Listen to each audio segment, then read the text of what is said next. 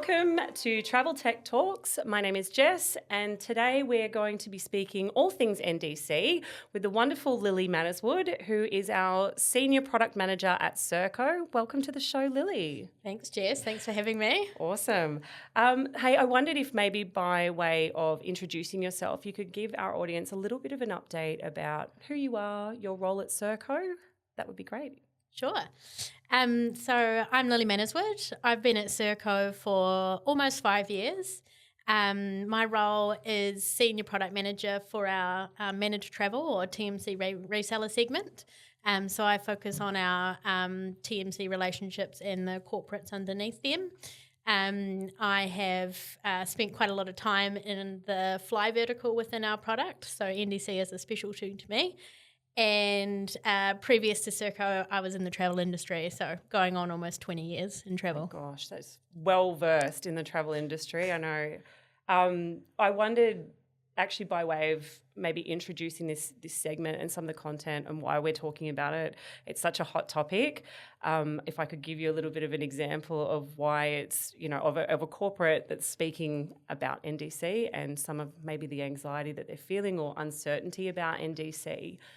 Roughly about 2 weeks ago, I met with quite a large corporate client, and their procurement team is very green to travel. So as you can imagine, they're doing all the fact finding that they can, attending lots of industry events and gathering all their thoughts and information. And as we sat down and sort of spoke to him, he said to me, I went to an event and I kept hearing this acronym over and over, and I have no idea what it means. Of course, I knew it immediately as soon as I said NDC. I said, yeah, that's it. Like, what can you tell me about NDC? So imagining if that corporate client was here today, could you give us a little bit of a run through of what is NDC? Sure, absolutely. NDC is an acronym for New Distribution Capability. And put simply, it's the new way airlines are retailing their fares.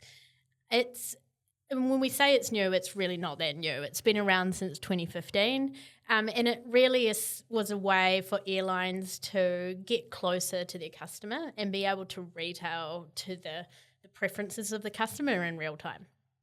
I think what people need to understand in the industry around how this came about was the traditional booking flows for airlines today is done through the GDS or a global distribution system. And the majority of corporate travel is still done there today. Yeah.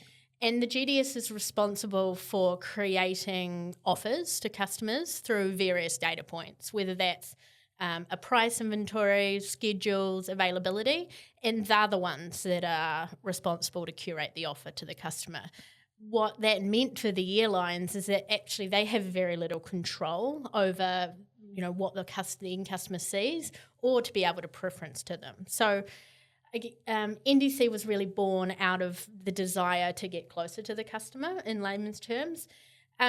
What happened in Europe with the rise of low-cost carriers is the industry saw that airlines were operating under, like Ryanair and EasyJet, were operating under this direct distribution model, which I think the industry term is being used a lot. And to understand what that means, it means that the airlines are taking back their own retailing of fares, and they're not necessarily using the global distribution systems.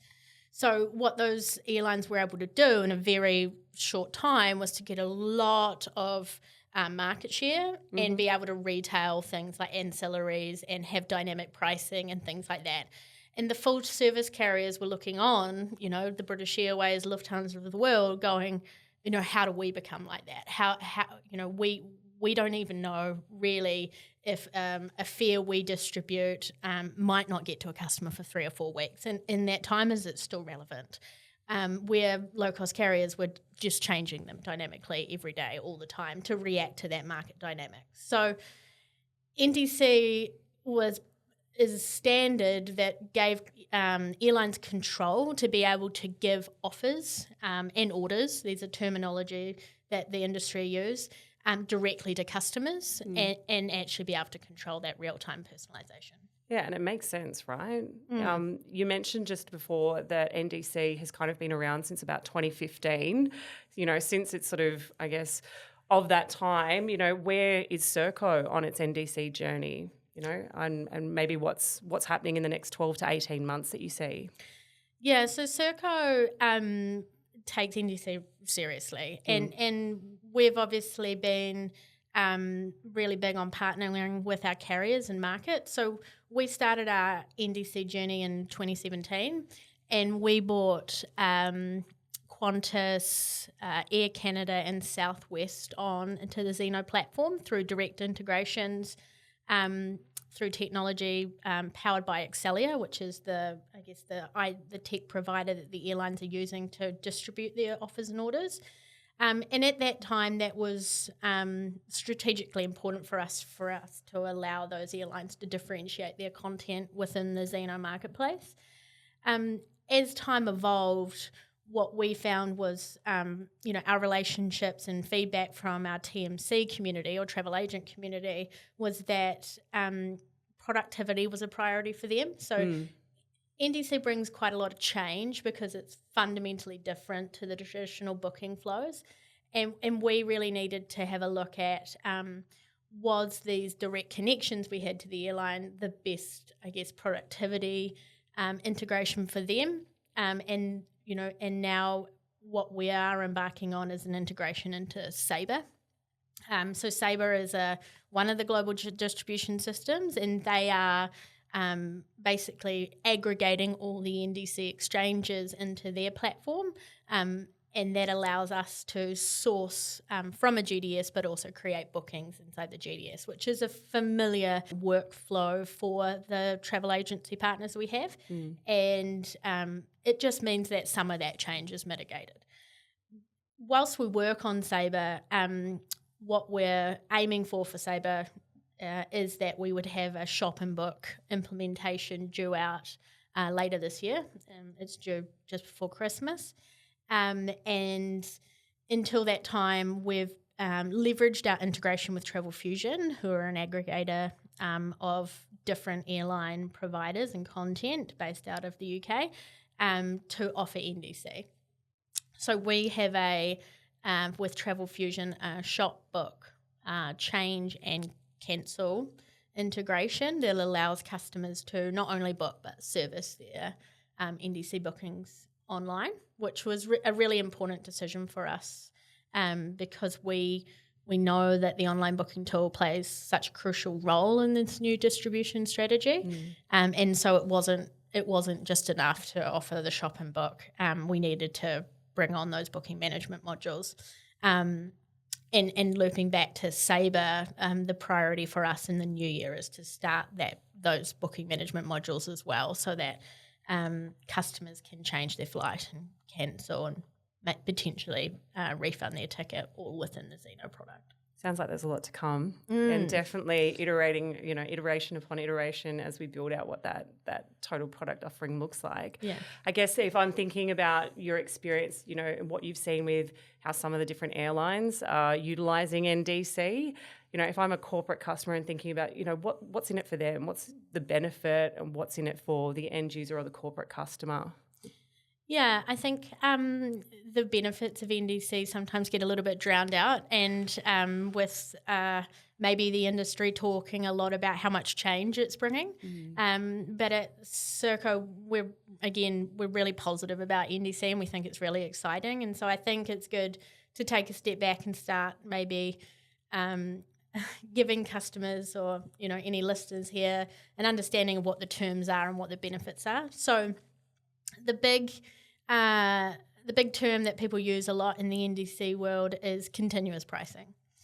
And what continuous pricing enables for the airlines is this ability to have real-time, price points and be able to react to changes they see or competition from other carriers really fast. Traditionally, in the traditional booking flow through the GDS that we talked about, where most of the corporate travel is today, that airlines are constrained to have, very strict price points. They can have 26 price points against the booking classes that are available there. And what they really wanted was to be able to price it and price it dynamically to go, hey, I actually want to make my fare $50 cheaper and I want to do it in 10 minutes. And NDC brings that. So continuous pricing means that you can go and get an offer from an airline and they'll assess in real time what price they want to give you. You may come back to Zeno and 10 minutes later and that offer could, unless you've held it, it could be completely different in the NDC world, which is a fundamental shift away from where we've come. Airlines such as United have a really big continuous pricing strategy. So about 40% of their economy fares that they are serving to the market are continuously priced in economy class. And, they're also doing, I think, maybe a slightly smaller percentage in their premium cabins. So lots of airlines have that strategy, which I think is exciting, and it allows for good competition around airfares and, especially at a time they're really expensive. The other term we might use a lot is around personalisation. So I think I've talked quite a lot about pricing, but also about really getting to know the end customer. And so personalisation in the form of airlines really comes against either, hey, we know you as a customer through your frequent flyer loyalty number, or we know you as a travel agency through your IATA number that you provide us, or we know you as a corporate through your negotiated rate code. Airlines such as Qantas have pursued a strategy around personalisation where we can send any of those forms of, identification about the customer, travel agency or corporate, and they can retail offers to us in real time. So, things that they might do if you're a platinum Qantas customer is 10% of a fare for X period. Or, we might do, $50 off a round trip for a silver. Things like that. But what's important to note is that their strategy is, or at least the foundations they've implemented, is to reward not only the traveller but also the corporate and the travel agency at times. Yeah, right. Okay, interesting.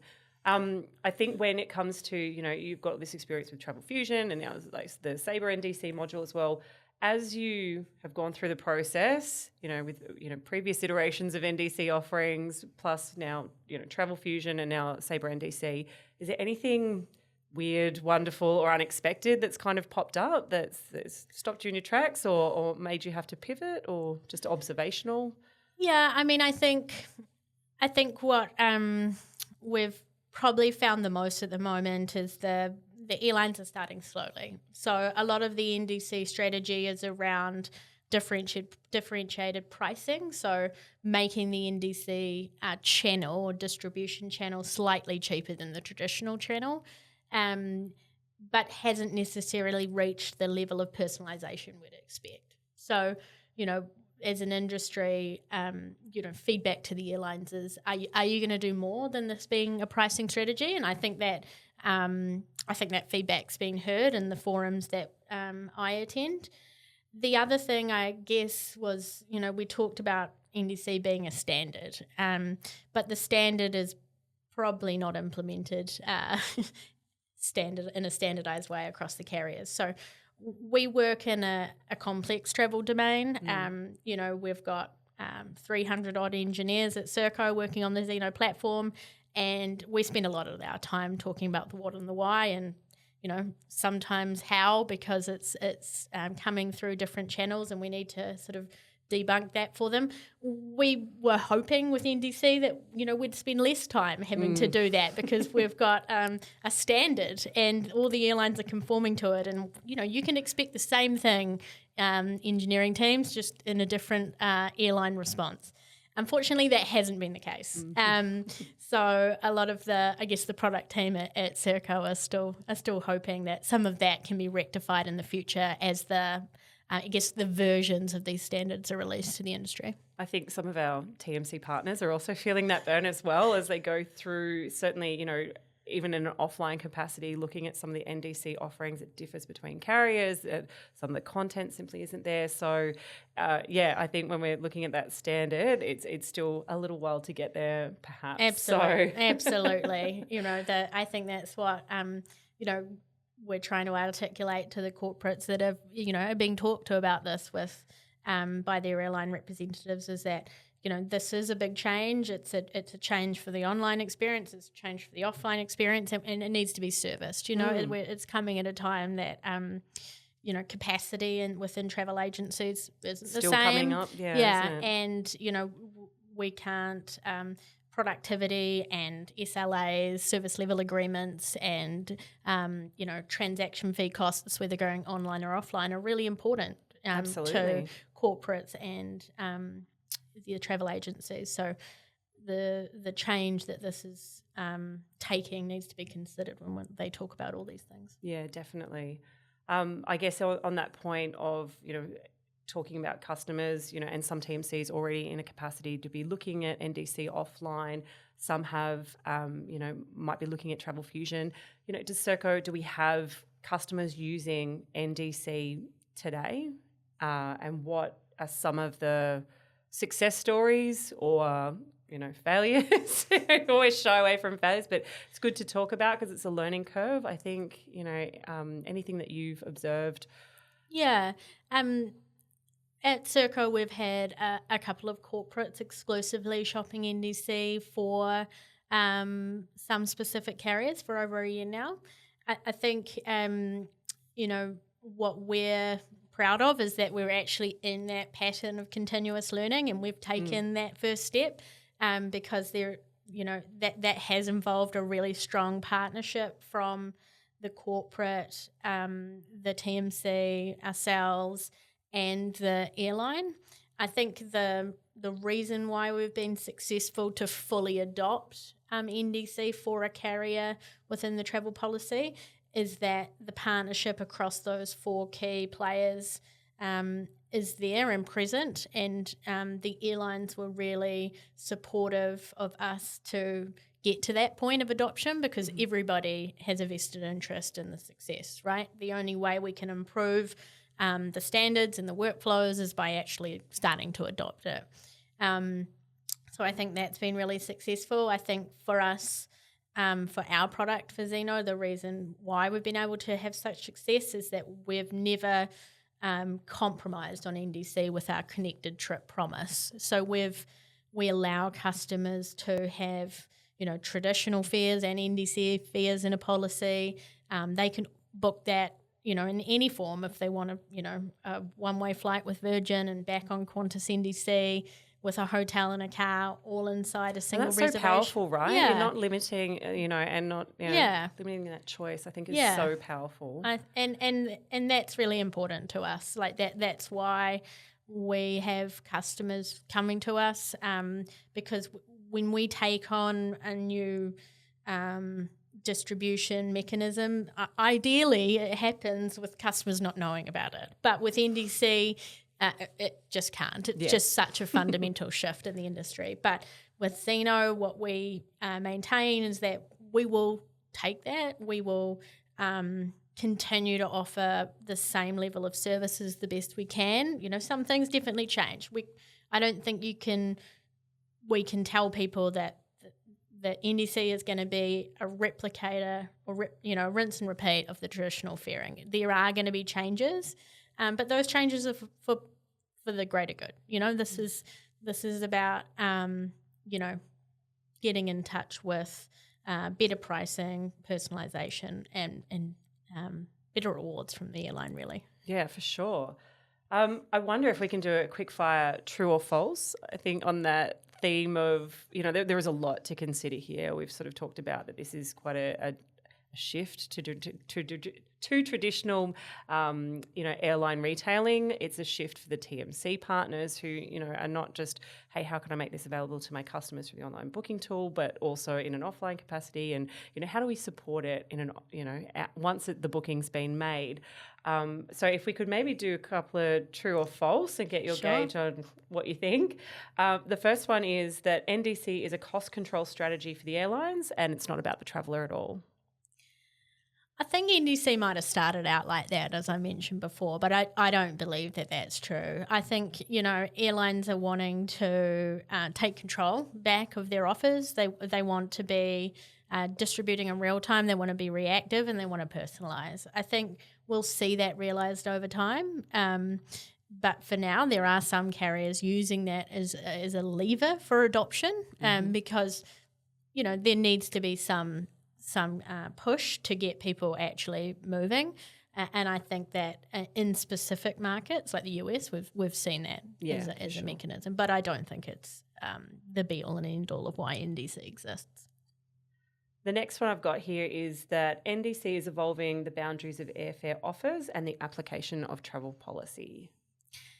Yeah, I think it definitely is. Like I said before, NDC does not have parity with the standard way that fares are distributed today. We are going to see personalisation, new ancillaries coming out to really solve customer problems, priority boarding or, just general insurance because I want to cancel 24 hours and I don't want you to ask me why. That changes the way that we will have a flight policy in the future.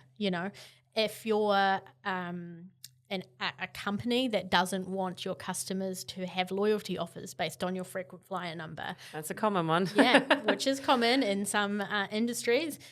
Our platform needs to be able to turn that off for you, of which we already can. So we can say, if you choose, we will not send the membership number down into the shopping request, therefore your offer won't be personalised.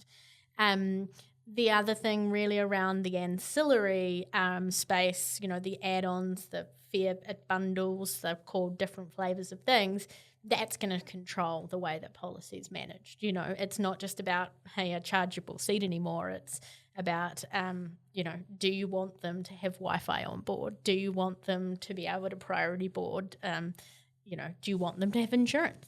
These are all new things that are coming down the pipe, and as that evolves, so will the Zeno policy. Yeah, right. It's a lot for people to consider, I think, when it's not just this very straightforward linear product offering. There's just going to be so many, as I said before, iterations and new information and new offers that people just need to be, I guess, cognizant is coming and how that is going to affect their travel policy or not. Most people, I would say, there will be an impact to their travel policy. I think the key message is that corporates are still going to have a choice, Definitely. I think the role of the OBT, such as Zeno, is to be able to make offers available but also be able to turn them off if they're not of interest. So that's a really important role that we believe we play here. Yeah, awesome. The third and final, true or false, the perception that Serko does not have an NDC offering available to all customers. Definitely not true.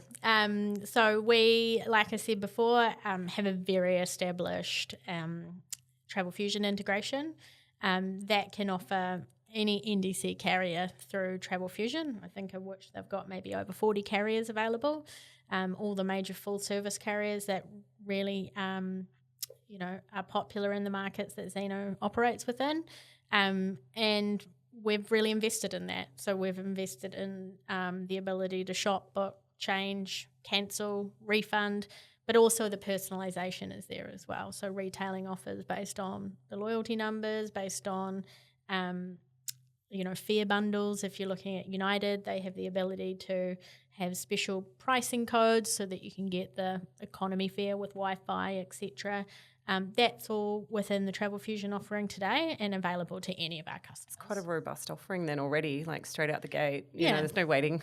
It's there already that they can tap into. Yeah. Cool. I think, it is it's really exciting to hear what Serko is doing in this space. But there is a lot of information out there and still a lot to come. But I really wanted to thank you so much for coming on today to give us a bit of an insight into what we're doing and how we're thinking about the NDC offering moving forward. So thank you so much, Lily. Anytime.